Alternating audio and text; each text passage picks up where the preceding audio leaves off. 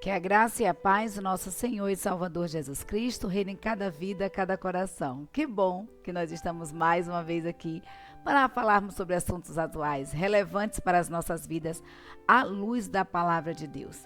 Como todo sábado nós fazemos, nós trazemos um artigo da revista Visão Missionária. Já estamos no terceiro trimestre de 2024 e o tema de hoje, queridos, muito atual, relevante, extremamente importante para mim e para você. Um pai de outro mundo. Antes de mais nada, vamos desejar um feliz Dia dos Pais para todos os pais, né? Todos os papais que estão nos assistindo. Que Deus abençoe grandemente sua vida, sua família, o seu lar e que o Senhor esteja suprindo todas as vossas necessidades.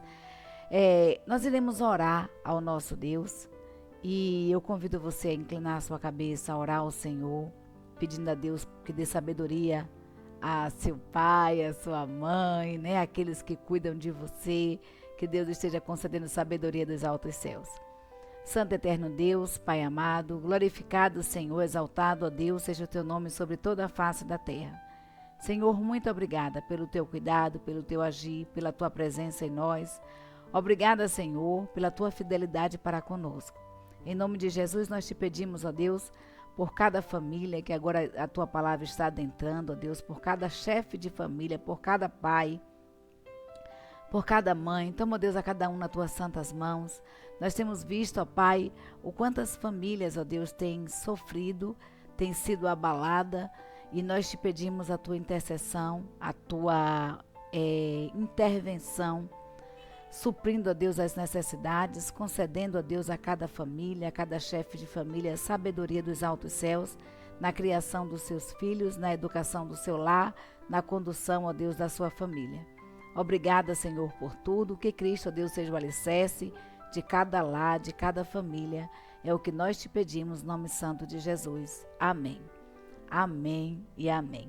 Um pai de outro mundo, artigo da revista Visão Missionária, terceiro trimestre de 2024, é escrito por Rafael Abdala. E Rafael, Abdala, ele começa com já pedindo a mim, a você, para fazer uma pequena reflexão. Diga em uma frase curta o que significa ser pai. Pense aí um pouquinho e fale para você mesmo, ou fale em voz alta, o que significa ser pai.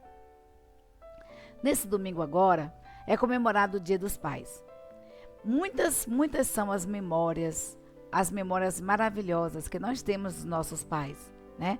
Nós nos lembramos saudosamente dos tempos em que éramos criança, do pegar no colo, do comprar um picolé, do sair reunida a família, né, ali com o pai, para estar comprando doce. A gente se lembra desses detalhes. Eu falo dos doces porque os doces muito me atraem. Apesar de não podê-los mais comer, é algo que fica assim na minha memória, esses momentos de sair todo mundo dentro de um Fusca amarelo, eu lembro até hoje, né, que o nosso pai tinha, e saía todo mundo dentro daquele Fusca. A família não era pequena, né? Pra gente sair para comprar picolé, para comprar doce. Aí são memórias que ficam em nossos corações, né? As nossas idas à roça, todo mundo em cima da caçamba, e fazíamos a festa. Então é algo gostoso, é maravilhoso. Recordar assim a nossa infância, o tempo que nós éramos cuidados pelo nosso pai, é muito bom. Mas acontece, querido, que nem todas as pessoas têm ótimas lembranças de seus pais, né? Nem todas as histórias são agradáveis. Nem todas as lembranças que as pessoas têm de seus pais são agradáveis.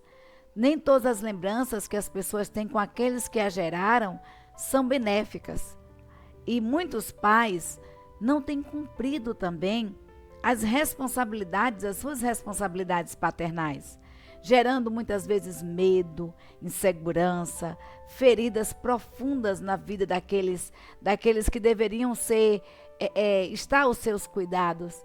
Então, muitos pais são os responsáveis por essas feridas profundas no corpo e na alma. É doloroso, mas é uma verdade que nós não podemos deixar de falar, né? Então, esse relacionamento ruim com o pai, muitas vezes esse relacionamento ruim com o pai que nós temos, muitas vezes ele impede de muitos de nós entendermos e enxergarmos a paternidade de Deus como algo benéfico. Muitas vezes nós vemos a paternidade do Senhor de uma forma distorcida.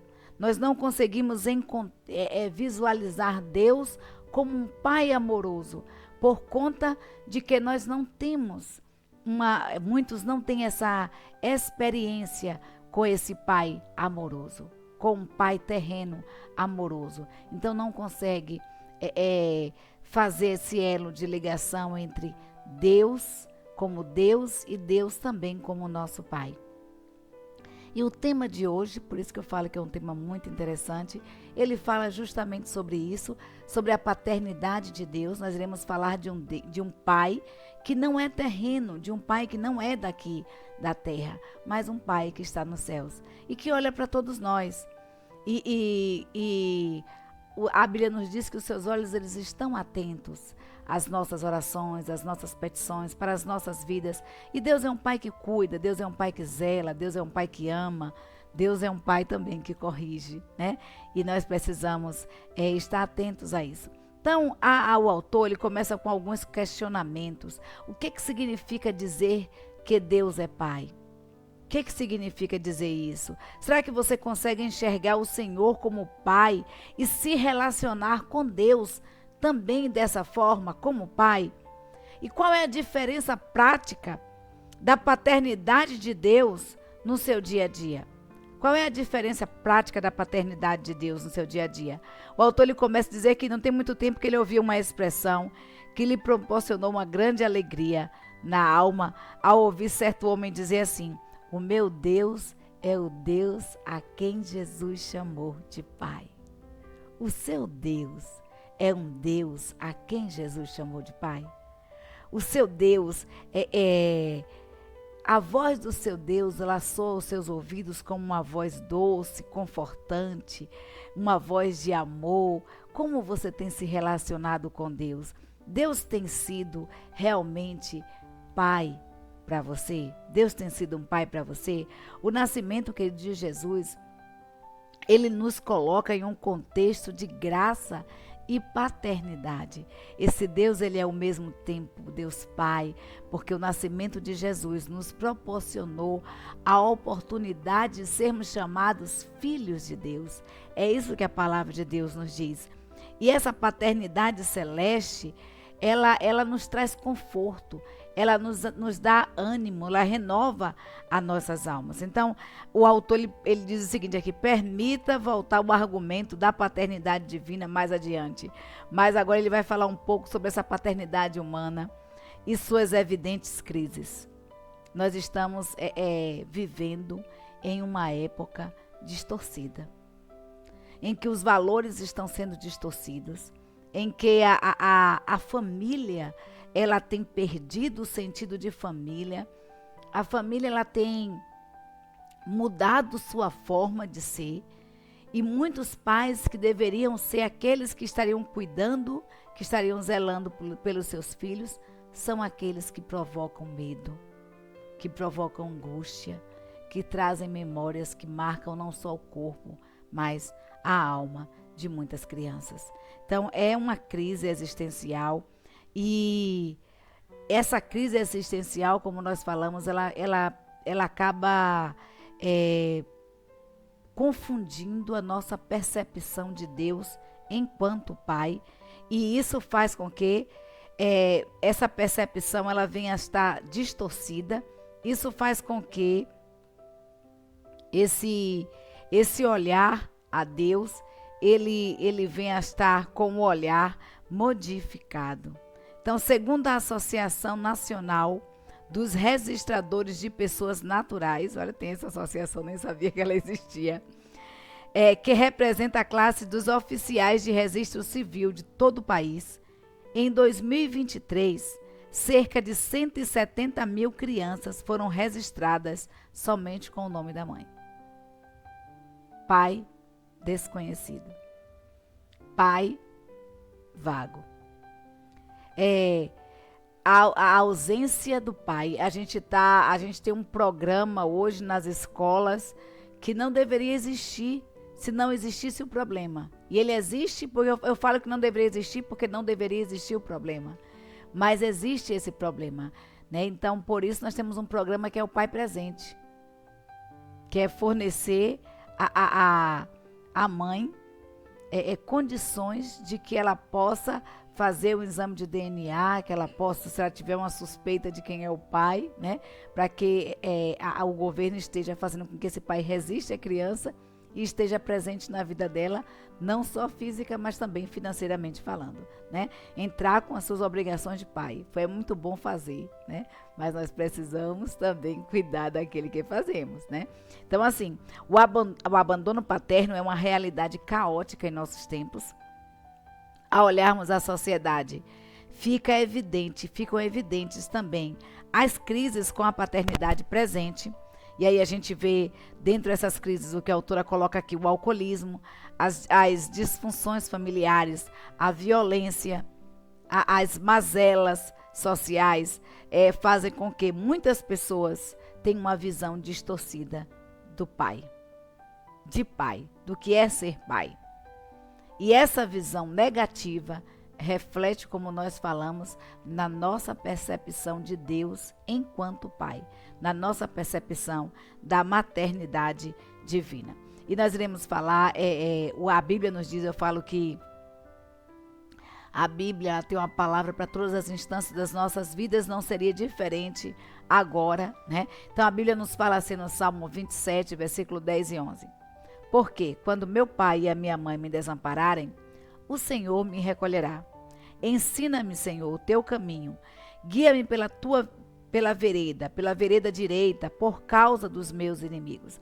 Então o salmista, ali falando, ele diz assim, algumas traduções, né, essa aí tá, porque quando meu pai e minha mãe, mas algumas traduções dizem assim, ainda que, né, o meu pai e a minha mãe venham me desamparar, venham me abandonar, o Senhor, Ele me recolherá, o Senhor me tomará em suas mãos. E aí o salmista completa dizendo, Senhor, guia-me pelo teu caminho, né?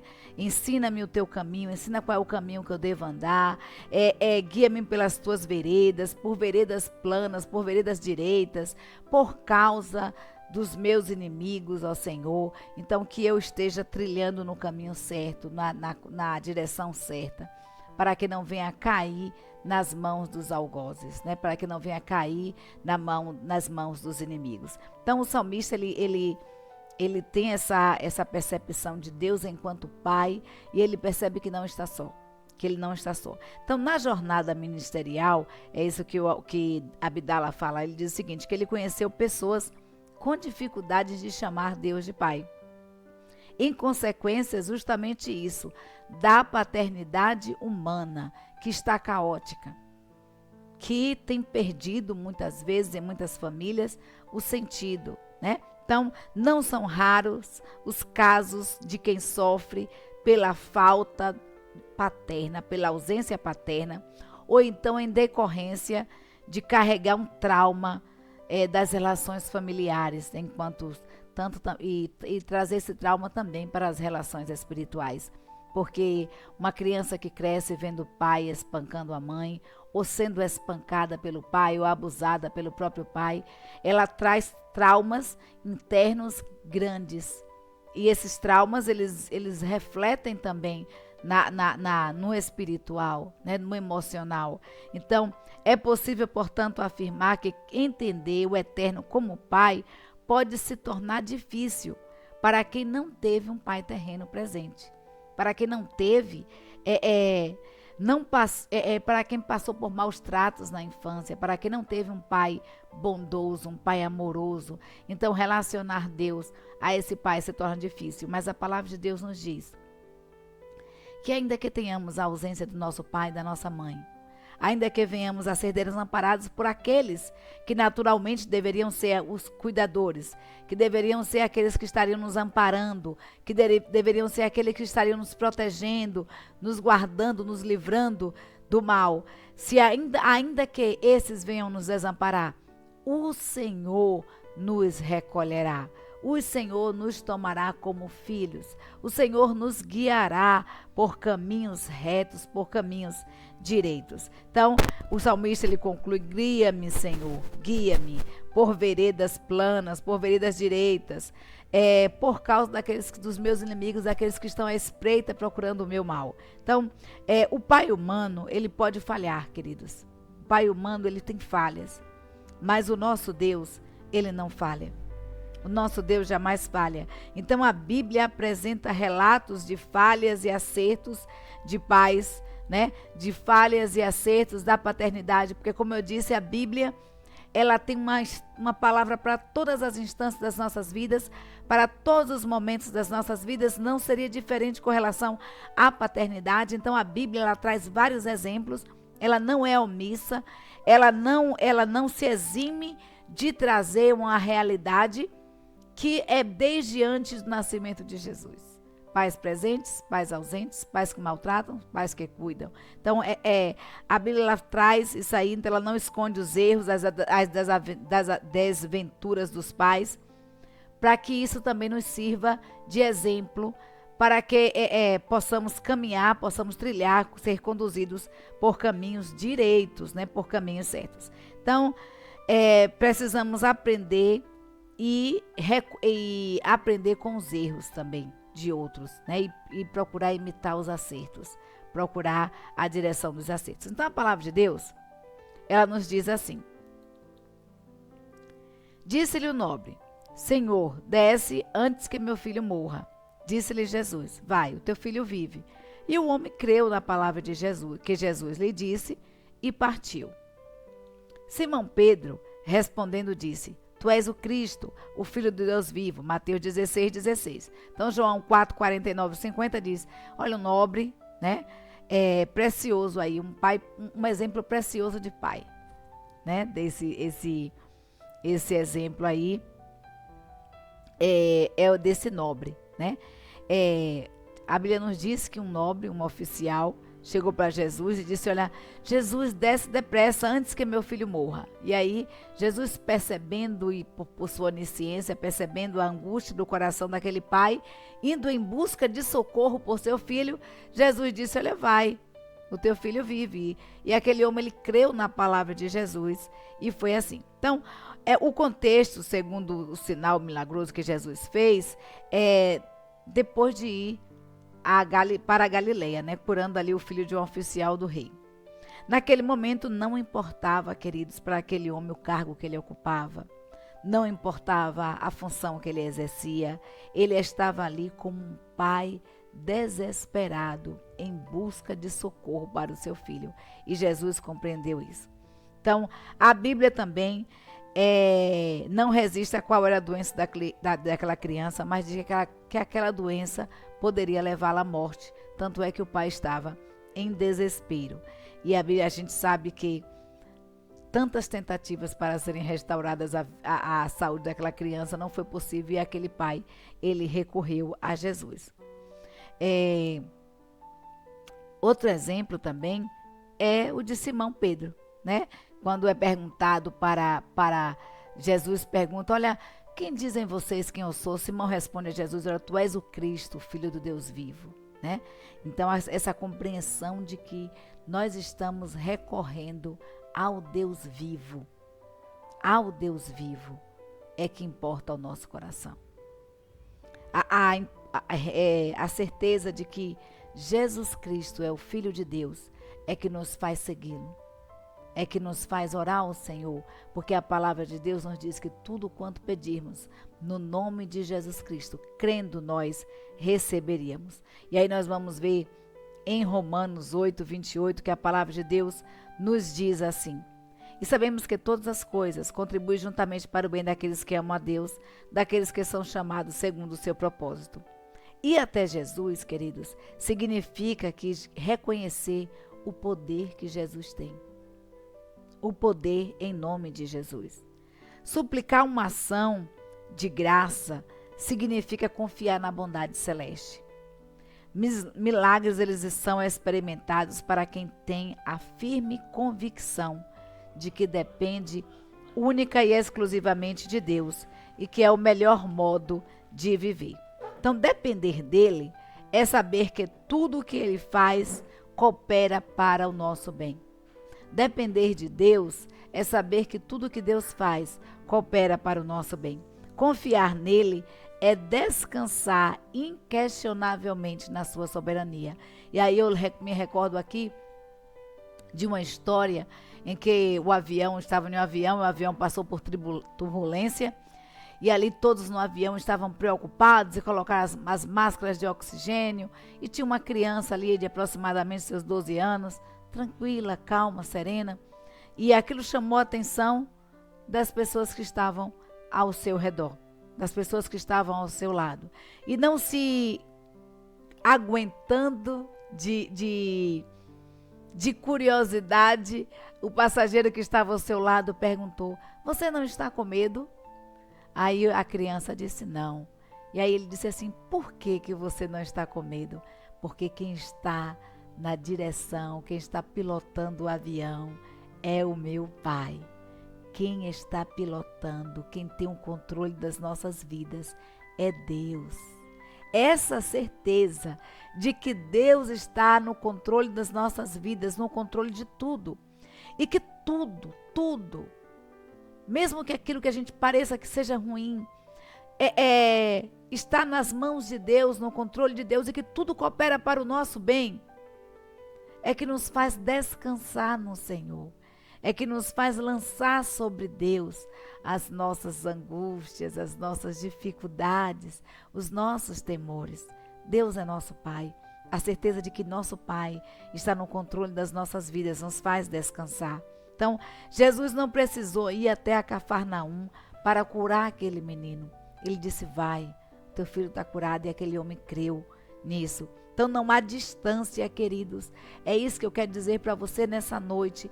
Não há distância que impeça o agir divino.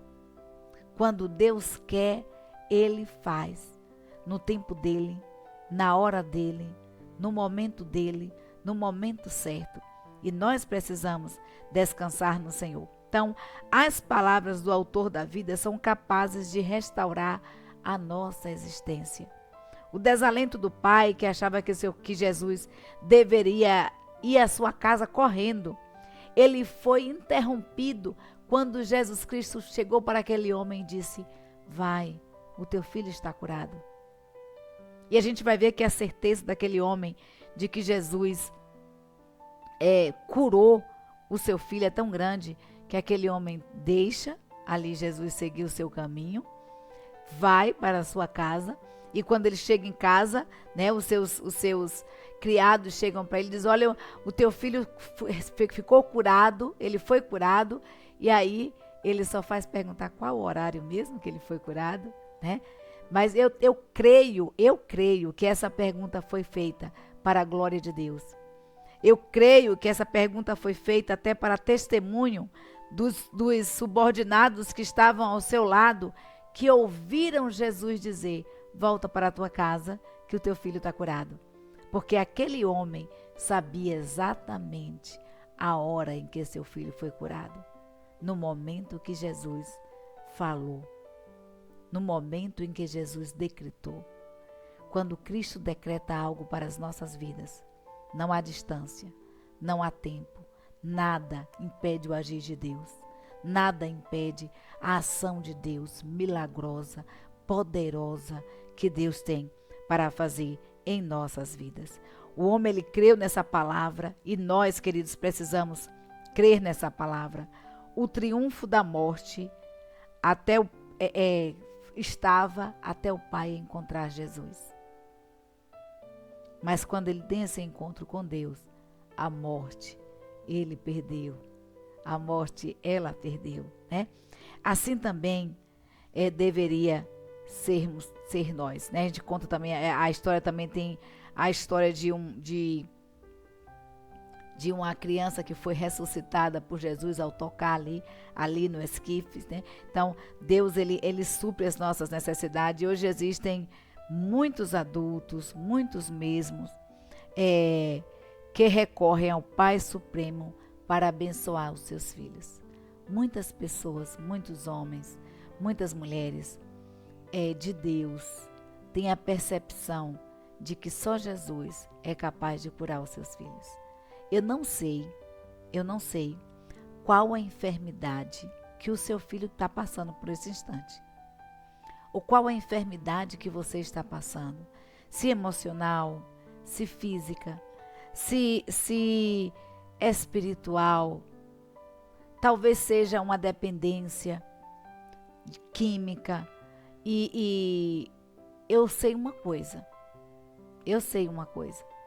Que o recorrer para Jesus em busca de uma solução é a melhor atitude que eu e você podemos tomar enquanto pais. Recorramos a Cristo. Busquemos a face de Deus. E aí a gente vai, e é justamente sobre isso que nós vamos falar, sobre um pai de outro mundo, né? O Deus Altíssimo, que é pai, o pai do verbo, o pai que fez esse verbo se fez fazer carne e habitar entre nós. E aí nós iremos falar justamente sobre isso, sobre algumas características desse pai.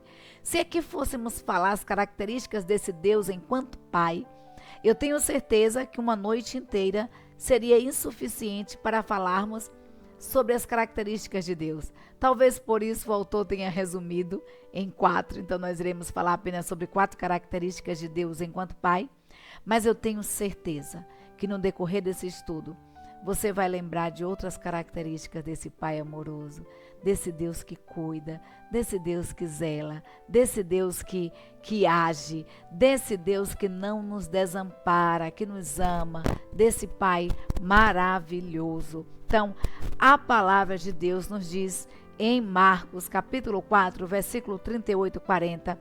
Então, nós vamos ver que a primeira característica, e eu esqueci até de falar, volta aí um pouquinho, pastor, é o pai que ajuda a descansar. Essa é a primeira característica desse Deus como pai. Um pai que nos ajuda a descansar. A gente vai ver em Marcos capítulo 4, versículo 38 e 40, que a palavra de Deus nos diz assim: Jesus estava na polpa dormindo, com a cabeça sobre um travesseiro. Os discípulos o acordaram e clamaram: Mestre, não te importas que morramos? E ele se levantou, repreendeu o vento e disse ao mar: Aquieta-te, acalme-se. O vento se aquietou e se fez completa bonança. Então perguntou aos seus discípulos: Por que vocês estão com tanto medo? Ainda não tendes fé? Ainda não tendes fé? Um Deus que nos faz, queridos, descansar. Um Deus que nos ajuda a descansar. A gente vai ver essa passagem aí. Ela fala que Jesus estava com seus discípulos, né? Ali no mar. E de repente sobreveio uma tempestade e ondas grandes iam levar a embarcação a pique. E os discípulos começaram a ficar extremamente nervosos, agitados, e a agitação foi grande, e Jesus ali, calmo, sereno e tranquilo, dormindo na polpa do barco. Jesus poderia, queridos, também ter ficado agitado. Ele diz: meu Deus, e agora, meu Pai, como é que eu vou cumprir os desígnios que o Senhor tem para a minha vida se eu morrer aqui afogado? Talvez poderia ser esse pensamento de Jesus, porque os pensamentos dos discípulos é que eles iriam morrer submersos ali pelas ondas. Mas Jesus estava calmo, sereno e tranquilo. A Bíblia nos diz que ele estava dormindo sobre a polpa. E aqueles discípulos interrogam a Jesus e Jesus levanta, repreende o vento e diz para o mar: aquieta-te, acalma. Às vezes nossas vidas estão assim. É tanta coisa, é uma tempestade em cima de outra. São ondas avassaladoras que nos sobrevêm, que muitas vezes nós não temos a estrutura e gritamos: Pai, será que o Senhor não está vendo? Pai, olha a minha situação, o Senhor vai deixar mesmo que eu passe por isso, que eu venha a perecer? Às vezes nós passamos por momentos assim. Mas, queridos, o nosso Deus, Ele não dorme. Eu quero dizer para você nesta noite que o nosso Deus Ele não dorme. O nosso Deus, Ele zela por nós. E Ele é poderoso para dizer com uma só palavra: acalma-te, aquieta-te, para mar, para vento. E o vento e o mar obedecem ao Senhor. A gente vai ver que os discípulos, eles ficam maravilhados e eles dizem assim: quem é este? Quem é este que até o vento e o mar lhe obedecem? Quem é este que até o vento e o mar lhe obedecem? É o nosso Pai, é o nosso Deus, é aquele que zela por nós, é aquele que está com os seus olhos acampados, que estão com seus anjos acampados ao nosso redor, mandando proteção. Olha o que o profeta disse ali para os seus discípulos, para o seu discípulo Geazi. Eliseu estava ali, Geazi é preocupado, e aí, acho que foi Eliseu mesmo, né? Ele diz assim, ele fala assim: olha, olha, Pai, ora ao Senhor e peça assim a Deus: Deus, abre os olhos para que ele veja. E aí aquele discípulo que estava preocupado com a multidão de soldados que estavam ao redor da cidade, ali nos muros, para cercar e pegar o profeta de Deus, esse discípulo do profeta, quando ele abre os seus olhos espirituais, ele vê que o exército do Senhor era bem maior.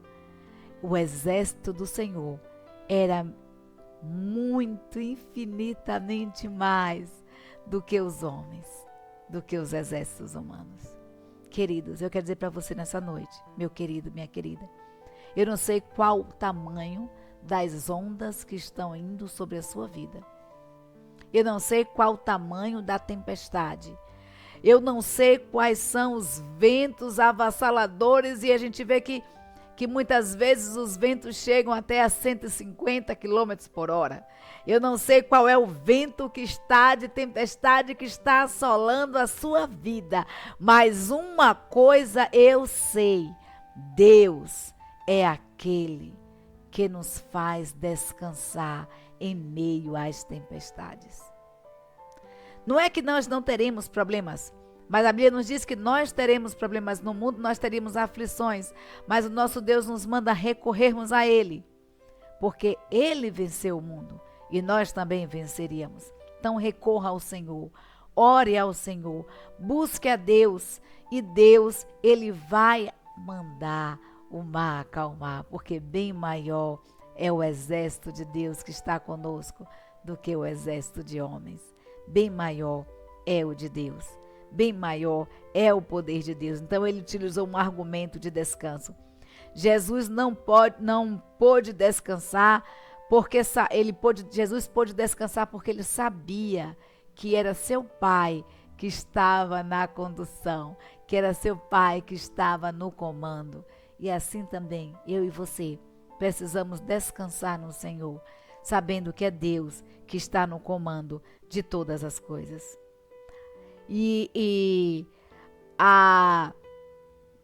Será que a almofada ali que Jesus estava usando impediu o vento? Não, né? Então, o barulho do vento não impediu, mas Jesus estava descansando na certeza de quem era o Pai, que cuidava, que o Pai dele, que Deus estava no controle, no comando de tudo. Então o autor pergunta para mim e para você: como está o seu travesseiro? Como está o seu travesseiro? Com lágrimas? Com suor? Seu travesseiro está com paz?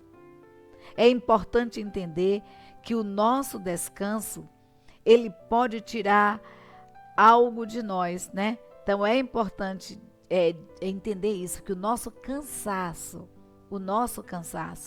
pode tirar algo de nós muito especial, que é o brilho nos olhos. É importante reconhecer que quando nós estamos fatigados, cansados, quando nós choramos muito, quando lamentamos demais, quando não conseguimos descansar, quando as dores da alma, do físico e do coração são muito fortes, elas conseguem tirar de nós o brilho dos nossos olhos. Então, faça pequenas pausas, é isso que o autor nos aconselha.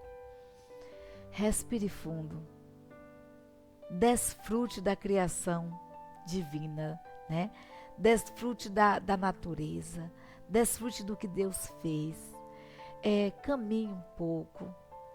Eu gosto de assistir filmes de Natal, então assista os filmes de Natal, coloque sua mente para distrair. Se você gosta de ir na academia, vá ver as ondas do mar, aquele movimento indo e vindo, é tão gostoso, faz tão bem para a nossa alma, para o nosso corpo, para o nosso coração. Você não imagina. O mar costuma me acalmar, porque quando eu vejo a imensidão do mar, aquelas ondas recuando, a maré secando e a maré enchendo, e eu percebo que aquele Deus que cuida do mar, aquele Deus que controla as ondas, aquele Deus que faz com que o mar ele suba até determinado limite e que também ele recue até certo limite, é o Deus que também está no controle da minha vida. E isso me faz descansar, muitas vezes, na agitação da vida. Então eu peço a você que desfrute, que observe as ondas, que você observe a criação, que você observe a natureza. Nosso Deus, Ele deixou o seu DNA empregado em todas as coisas. O nosso Deus deixou o seu DNA empregado nas flores, na chuva. Até o barulho da chuva muitas vezes nos acalma. O nosso Deus, Ele deixou empregado o seu DNA nos pássaros. E nós precisamos olhar que um Deus que cuida tão bem, um Deus que zela tão bem pela natureza, é um Deus também que cuida e que zela das nossas vidas.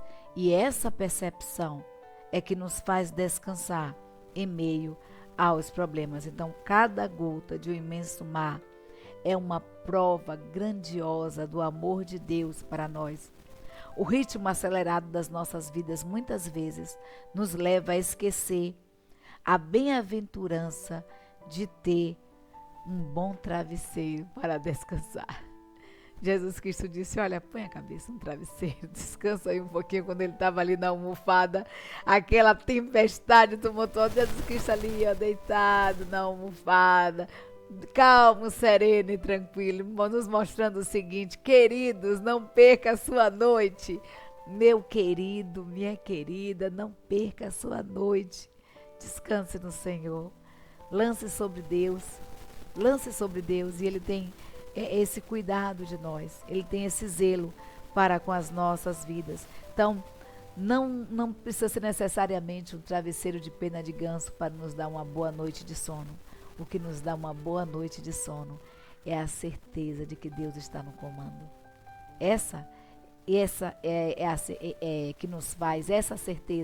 que nos faz descansar. Então, a Bíblia nos diz em Gênesis capítulo 28, versículo 18, e Mateus capítulo 11, versículo 28, a palavra de Deus nos diz assim: então levantou-se Jacó pela manhã, de madrugada, tomou a pedra que tinha posto por travesseiro, a pôs por coluna e derramou azeite em cima dela. E aí, em Mateus capítulo 11, Jesus Cristo disse: olha, vinde a mim todos que estáis cansados e oprimidos, e eu vos aliviarei. Eu vos aliviarei. Bom, essa primeira passagem aí de Gênesis, a Bíblia nos diz o seguinte, que Jacó estava fugindo do seu irmão Esaú, né? Estava se mandando que Jacó tinha aprontado com o seu irmão e o ser pegado ali o direito de primogenitura de Esaú. Esaú estava tentando matar Jacó. Esaú ficou muito nervoso quando Jacó pegou a bênção também da primogenitura. E aí Jacó deu no pé, né? Jacó deu no pé, se mandou. E deserto para fora Jacó foi em busca, né, de seu parente, né? Para ir para casa de um parente.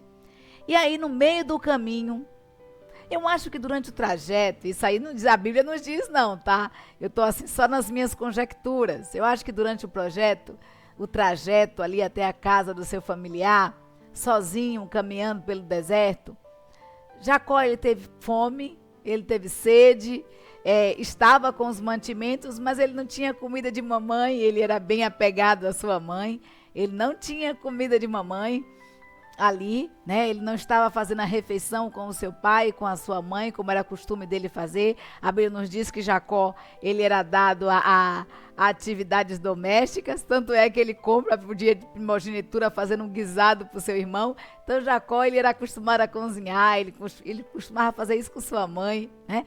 Ele tinha essa intimidade. Então ali no deserto ele sentiu falta dessa mãe, ele sentiu falta do pai, sentiu falta também do seu irmão Esaú, até por ter pegado o direito de primogenitura dele. Mas, queridos, a Bíblia nos diz que ele estava muito cansado mesmo. E pegou uma pedra, ele viu ali uma pedra, e a Bíblia nos diz que ele pega essa pedra e deita a sua cabeça nela e faz daquela pedra um travesseiro. Quando o autor diz que não são as penas de ganso que nos fazem descansar e que nos fazem ter uma boa noite de sono, mas a certeza de que Deus está no controle das nossas vidas é que faz isso. Porque a gente vê esse exemplo aqui em Jacó. Então esse cansaço de Jacó, essa decepção, talvez frustração de Jacó, o desgaste emocional de Jacó, o desgaste físico de Jacó. Jacó pega aquela pedra ali no meio do deserto, sozinho, e faz daquela pedra um travesseiro. A Bíblia nos diz que Jacó tem um sonho. E aí ele vê uma escada chegando até os céus. E ali ele vai vendo e ele tem a Bíblia nos diz que ele tem uma boa noite de sono. Ele sonhou com o Senhor e a interpretação desse sonho era que Deus estava ali. Deus estava ali. E tanto é que quando Jacó acorda, Jacó pega aquela pedra que ele fez de travesseiro e ergue um altar ao Senhor e chama aquele lugar de Betel. Né? Ele diz verdadeiramente, aqui é a casa de Deus. Aqui é a casa de Deus. Corroborando com isso, queridos, quando Jesus em Mateus capítulo 11, versículo 28, nos afirma, vinde a mim todos que estáis cansados e oprimidos, e eu vos aliviarei. Jesus Cristo está dizendo o seguinte, venha a mim e você será casa de Deus. Habitação de Deus. Descansa em mim. Joga o fardo, joga o que está tirando sua noite de sono, joga as suas preocupações sobre mim. E você vai ter uma noite de sono tranquila, assim como Jacó teve. Olha que coisa, Jacó nem sentiu a dureza da pedra. A Bíblia nos diz que Jacó chega de manhã e diz assim, verdadeiramente, olha, não há a menor dúvida, aqui é a casa do Senhor. Eu vou chamar esse lugar de Betel. Queridos, você é casa de Deus. Você é templo do Espírito Santo de Deus. E como casa de Deus, você precisa ter paz. Você precisa descansar no Senhor. Você precisa lançar sobre Deus. E Deus, ele vai aliviando. Ele vai retirando a nossa carga. Jacó amanheceu renovado.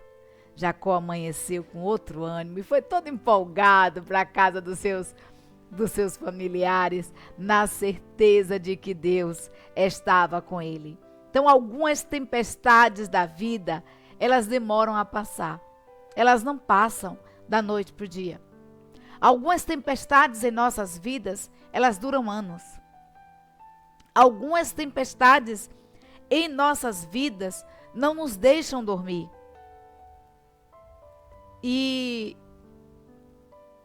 Mas, queridos, faça da fé, que possamos, eu e você, fazer da nossa fé um travesseiro. Que possamos fazer da nossa fé um travesseiro, da nossa confiança em Deus, um travesseiro. E aí sim, nós seremos capazes de ter uma boa noite de sono, de na certeza de que Deus está no controle de todas as coisas, de que Deus está no comando de tudo. E a segunda lição que a autora traz para mim e para você, que o autor traz, que a Abdala traz. A segunda lição é o Pai que abre e fecha portas. Nós temos um Pai, um Pai de outro mundo, que abre portas aonde não tem portas e fecha portas aonde tem portas, né? A gente vê isso na palavra de Deus, a gente vê isso nas Sagradas Escrituras. A palavra de Deus nos diz o seguinte, em Lucas capítulo 15, versículo 20 e Atos 16, versículo 7. Lucas 15, 20 nos diz assim: a seguir, levantou-se e foi para o seu pai. Estando ainda longe, seu pai o viu e, cheio de compaixão, correu para seu filho, o abraçou e o beijou. E Atos capítulo 16, versículo 7 nos diz assim: e quando chegaram a Mísia, intentavam ir para a Bitínia, mas o Espírito Santo não lhe permitiu. O Espírito Santo não lhe permitiu. Bom, nós temos duas passagens extremamente conhecidas. A primeira, do filho pródigo, né? O filho vai, pede ao pai sua herança, sai, e a Bíblia nos diz que ele gasta essa herança dissolutamente. A Bíblia nos diz que ele gasta de qualquer jeito, que ele perde todos os seus bens. Esse filho, a Bíblia nos diz que ele chegou a um estado de desejar se alimentar com a comida de porcos. E os porcos para os judeus eram imundos, eram considerados imundos. E ele não queria nem comer o porco assado, não. Ele queria comer aquele rapaz, ele queria comer a comida que os porcos estavam comendo, a lavagem mesmo. Aquela comida que os porcos estavam comendo, tamanha era a sua fome. Tamanho era o seu estado de decadência. Mas a Bíblia também nos diz que aquele jovem, parando ali, e quando ele chega a desejar se alimentar com aquelas bolotas, ele para e pensa: quantos trabalhadores do meu pai têm fartura de alimento e eu aqui perecendo de fome? Eu vou fazer diferente. Eu vou para o meu pai. Eu vou dizer ao meu pai: pai, eu pequei contra ti e pequei contra Deus. Eu não sou digno, pai, de ser chamado teu filho. Então, trata-me como um dos teus trabalhadores. E queridos, ele foi com esse pensamento, ele caminhou até o pai. E quando ele chega até o seu pai, a Bíblia nos diz que o pai, ao ver aquela criança, aquele jovem de longe, o pai, ele quebra barreiras. O pai, ele quebra paradigmas. E esse pai, ele sai correndo. Ele sai correndo, cheio de compaixão. Ele corre para o seu filho, cheio de amor. Ele corre para o seu filho, o abraça, o beija. Mesmo aquela criança, aquele jovem sujo, mesmo aquele jovem maltrapilho. A Bíblia nos diz que o pai, ele beija, ele abraça aquele jovem. E pede para colocar anel no dedo, coloca o anel no dedo, o selo, o brasão da família no dedo daquele jovem, restituindo aquele jovem ali a condição de filho. E pede que se faça uma festa, que se troque as vestes e bota vestes de festas. E essa mesma Bíblia que fala desse pai compassivo, perdoador, desse pai que cuida, desse pai zeloso, desse pai que estava ali orando por seu filho, aguardando na expectativa da volta do seu filho, de retorno. É também um pai, faz uma analogia a Deus como pai, a compaixão que Deus tem por mim, por você, enquanto pai, e que pede que eu e você vá ao seu encontro. Se você está afastado de Deus, se você está afastado da presença de Deus, reconheça que você pecou contra esse Deus e retorne aos braços do Pai. Deus, ele está sempre de braços abertos, queridos, para nos receber. Mas também é a mesma Bíblia que diz que Deus estava ali de braços abertos para nos receber. Também a mesma Bíblia que fala que tinha um jovem e que vivia a pedir esmolas ali, que tinha uma doença desde nascença, tinha a pessoa que era aleijado de nascimento e que todos os dias era levado à porta do templo e aquela porta estava aberta, mas aquele jovem continuava ali na porta do templo pedindo esmolas. Quando, Pedro e Paulo, ele diz, olha, eu não tenho prata nem ouro. Pedro e João, eu não tenho prata nem ouro, mas o que eu tenho eu te dou. Em nome de Jesus, levanta-te e anda. E aquele rapaz levantou e andou. Aquele rapaz levantou e andou, dando glórias a Deus pela sua vida, pela restauração da sua cura. Também a gente vai ver ali em Atos 16, 7, que quando chegaram em Mísia, Paulo estava desejoso. Ele queria ir para Betínia. Ele estava desejoso de ir até lá, até Betínia, para evangelizar, para falar da palavra de Deus ali para aqueles que estavam em Betínia. Mas, queridos, Paulo foi impedido por Deus. Deus não queria que ele fosse para lá, não. Deus disse, olha, não. A Bíblia nos diz que o Espírito Santo de Deus não permitiu que ele fosse para lá. O Espírito Santo de Deus não permitiu que Paulo fosse para Betínia. Então, a Betínia, que Paulo fosse para Betínia. Então, as igrejas da Macedônia, livres para a igreja da Filadélfia, ele diz assim, olha o que a palavra de Deus nos diz. Deixa eu ver aqui o que é que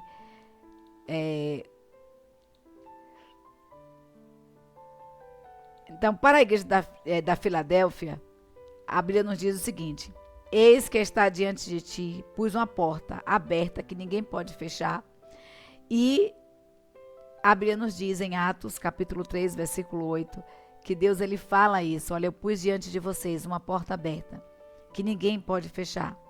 Então, Deus ele abre portas aonde não tem, e as portas que o Senhor abre, ninguém pode fechar. Mas também as portas que Deus fecha, ninguém pode abrir, né? Essa é uma realidade. Então, já quando se fala a respeito de oração, queridos, a Bíblia nos diz, ainda estou aí em Deus que abre portas, pastor. Então, a respeito de oração, a Bíblia nos diz o seguinte, que quando a gente for orar, nós precisamos entrar no nosso quarto, fechar a porta do nosso quarto e orar ao nosso Pai em secreto. E o nosso Pai nos ouvirá. Então a Bíblia nos convida a fecharmos a porta. Quando você for orar ao Senhor, e quando a Bíblia fala isso, não está dizendo para você fechar a porta física da sua casa, mas o que a Bíblia quer dizer é: esteja você e Deus. A sua oração precisa ser feita, você e Deus, a sós, em intimidade com o Pai. E lá, no Santo dos Santos, no altar do Senhor, se derrame diante dele. Ore ao Senhor na certeza de que Deus ouvirá a sua oração. Então, nos momentos angustiantes da vida e nos alegres, nos de festa, o que deve ecoar em nosso coração é: quem é que está comigo? Quem está ao meu lado? Quem é que segura a minha mão? Tem essa percepção de que é o Deus que abre portas e fecha portas, né? Se quem segura a nossa mão, que está conosco e que segura a maçaneta das nossas portas, das nossas vidas, fará toda a diferença na situação que nós estivermos passando, seja ela de alegria ou de tristeza, de escassez ou de bonança. Aquele que está segurando as nossas mãos nesse momento fará toda a diferença em nossas vidas. Você deve lembrar que portas foram fechadas no passado e causando tristeza, que estão causando tristezas para você nesse momento. Você precisa pedir a Deus, né? Que esteja dando a você essa compreensão. Tempos depois revelam um grande livramento. né? Às vezes a gente imagina assim, Deus fechou uma porta, e aí a gente começa a lamentar, começa a chorar, e aí a gente vai ver que esse Deus que fechou essa porta é o Deus que nos estava dando um livramento. E Ele fechou a porta para nos livrar de algo muito maior, de algo difícil que nós iríamos passar. Então, tenha a percepção de que Deus está no controle da sua vida, no controle de todas as coisas. Esse Deus é o Deus que abre portas e que fecha portas. Mas Ele faz isso porque Ele faz procurando o melhor para mim e para você. Porque eu e você só conseguimos ver aquilo que está diante dos nossos olhos. Mas o nosso Deus, Ele é onisciente. E Ele vê muito além. Ele vê muito além. Então esse Deus é o Deus que está no controle de todas as coisas. E é o Deus que está no controle das nossas vidas. Também é o Deus que supre as nossas necessidades. Esse Deus é o Deus que supre as necessidades. A gente vai ver em Lucas capítulo 11, versículo do 11 ao 13, que a palavra de Deus nos diz assim: E qual é o pai de entre vós, que se o filho lhe pedir pão, lhe dará uma pedra? Ou também, se lhe pedir peixe, lhe dará por peixe uma serpente? Ou também, se lhe pedir ovo, lhe dará um escorpião? Pois se vós, sendo maus, saber dar boas dádivas aos vossos filhos, quanto mais dará o Pai Celestial, o Espírito Santo, àqueles que lhe pedirem. Olha que palavras preciosas de Jesus. Olha que palavras preciosas de Jesus. Jesus aqui, ele estava falando à igreja, estava falando ao povo, aqueles que estavam ali, que Deus era Pai. Falando de algo que as pessoas conheciam, que era um Pai presente, de um Pai que supre as necessidades, de um Pai que tem uma visão do melhor para os seus filhos. Então Jesus, ele falando ali àquela multidão, ele diz assim, ele faz um questionamento que leva aquela multidão a refletir. Olha, se Pai, qual é o pai de dentre vocês? Qual é o pai do meio de vocês que, pedindo pão, filho, lhe dará uma pedra? Qual é o pai também que, se o filho lhe pedir um peixe, no lugar de peixe vai dar uma cobra, vai dar uma serpente?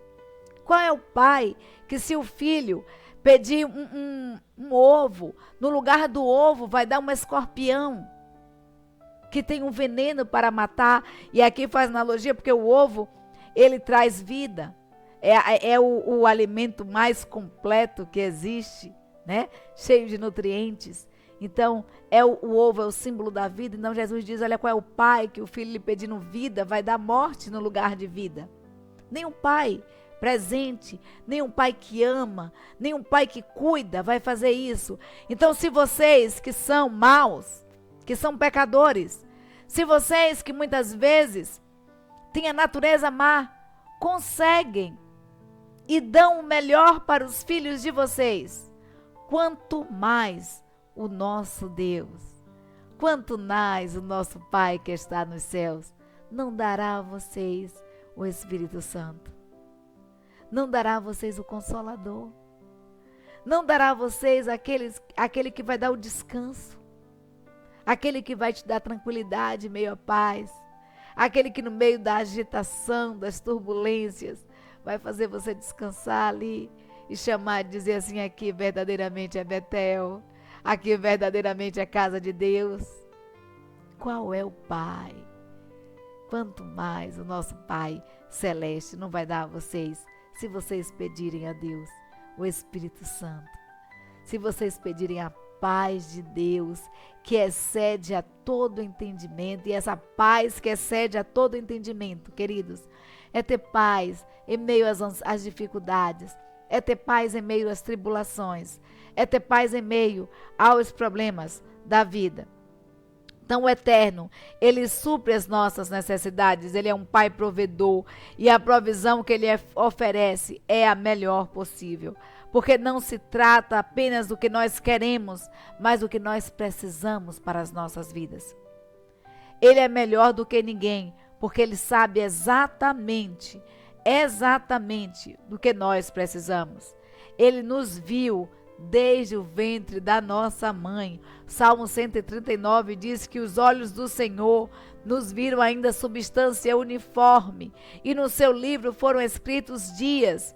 Sim, todos os dias foram ordenados para mim, ainda que nem havia sequer um deles. Ou seja, todos os nossos dias estão lá no livro da vida. Todos os nossos dias foram contados pelo Senhor, ainda que ainda não estivéssemos nem sequer vindo à vida. Deus nos conhece, queridos, desde o ventre da nossa mãe. O salmista diz que o Senhor sabe do nosso deitar, do nosso levantar. E antes que a palavra chegue à nossa boca, Deus sabe sim aquilo que nós iremos pedir. Então esse Deus que nos conhece é o Deus que cuida de mim, de você. É o Deus que supre as nossas necessidades. É um Deus que faz além. É um Deus que nos dá não o que nós queremos, não o que nós pedimos, mas o que realmente nós precisamos. Então ore ao Senhor. Peça ao Senhor que não seja feita a sua vontade, mas pegue o exemplo de Cristo. Senhor, que seja feita a tua vontade. Que seja feita a tua vontade. Que a vontade de Deus seja feita em nossas vidas. E a quarta e última lição é que o nosso Deus é o Pai que exerce graça e paternidade. O nosso Deus é o Deus que exerce, é o Pai que exerce graça e paternidade. A gente vai ver em Efésios capítulo 2, versículos 5 a 8, que a palavra de Deus nos diz assim: estando nós mortos em nossas ofensas, nos vivificou juntamente com Cristo, pela graça sois salvos. E nos ressuscitou juntamente com Ele, e nos fez assentar nos lugares celestiais em Cristo Jesus, para mostrar nos séculos vindouros as abundantes riquezas da sua graça, pela sua benignidade para conosco em Cristo Jesus. Porque pela graça sois salvos, por meio da fé. E isto não vem de vós, é dom de Deus. Graça e paternidade, essas são as características encontradas no Deus eterno. Nenhum outro Deus, nenhuma ou qualquer religião, nenhum outro Deus ou qualquer religião que nos é apresentado exercem, né, essa característica, tem essas características impregnadas em si, que é a graça e a paternidade. Tem esses elementos impregnados em si, que é a graça e a paternidade. E essa graça, ela nos revelada em Cristo Jesus, na morte de Cristo Jesus, ali no Calvário. Eu e você não merecíamos, mas foi pela graça. Graça é isso, favor imerecido. Foi pela graça que Cristo morreu na cruz, por mim e por você, para que hoje eu e você tivéssemos livre acesso a Deus e fôssemos chamados filhos de Deus. Pela graça, unicamente e exclusivamente pela graça.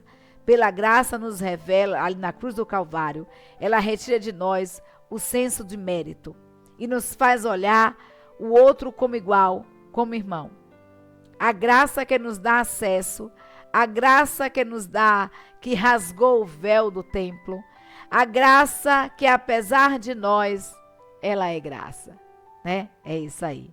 E essa paternidade celeste, ela nos toma pela mão.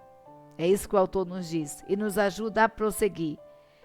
Que saber que, mesmo como nós somos, pecadores, falhos, pequenos, imperfeitos, essa graça, ela nos pega pela mão e nos molda e nos transforma e nos regenera segundo o coração de Deus, segundo o caráter de Deus. É graça, graça e paternidade. Que Deus divino Que Deus maravilhoso.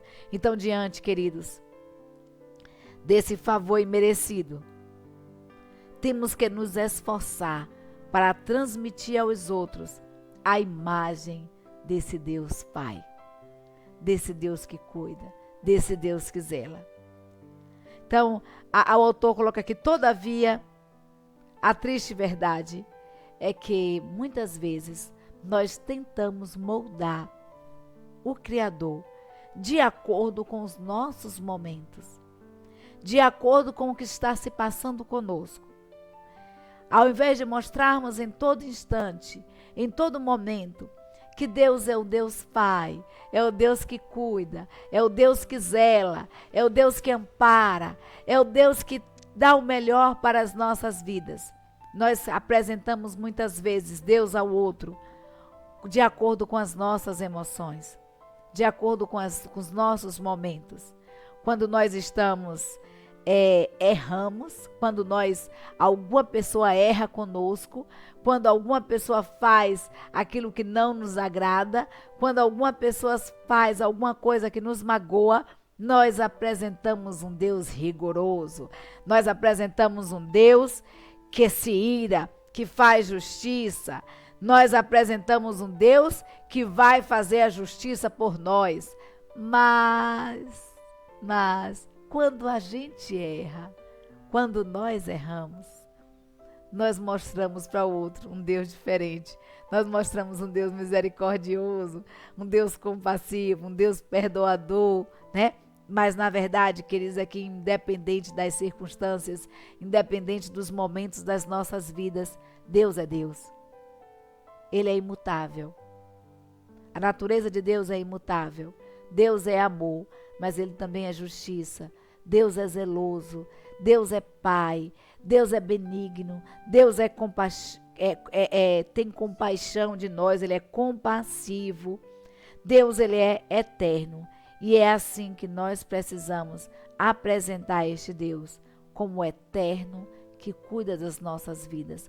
Um eterno Pai, um Deus presente, um Pai presente, um Pai zeloso, um Pai que cuida de nós, um Pai que nos dá exatamente o que nós precisamos. Então, para guardar no coração, o que eu deixo para você é o que está escrito em Efésios capítulo 4, versículo 6.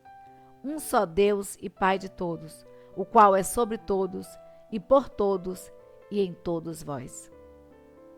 Então, como nós falamos, o grande problema é que muitas vezes começamos a passar a imagem do Senhor para os que estão à nossa volta como um Deus flexível nos momentos dos nossos interesses.